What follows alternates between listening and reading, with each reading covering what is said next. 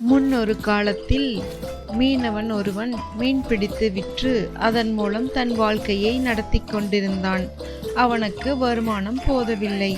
எனவே பெரிய மீன்களாக பிடித்து விற்க ஆசைப்பட்டான். ஒரு நாள் அவன் நீருக்குள் வலையை வீசிவிட்டு பெரும் எதிர்பார்ப்புடன் காத்திருந்தான்.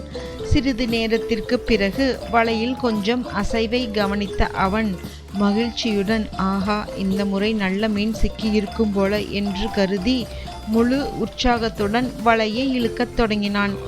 ஆனால் அதனை பார்த்தவுடன் அவனது முகத்தில் ஏமாற்றமே மிஞ்சியது. வலையில் ஒரே ஒரு சிறிய மீன் மட்டுமே கிடைத்தது. அந்த மீனவனை பார்த்து, ஐயா, தயவு செஞ்சு என்னை விட்டுடுங்க. தனியா வர எனக்கு பயமா இருக்கு.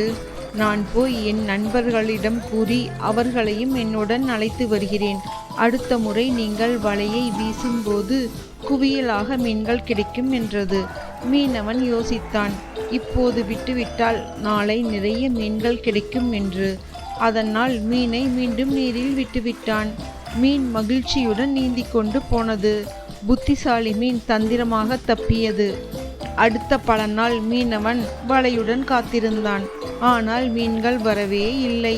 நீதி: நம்முடைய புத்தியை சரியான நேரத்தில் பயன்படுத்தி எந்த சிக்கலும் இல்லாமல் வாழலாம்.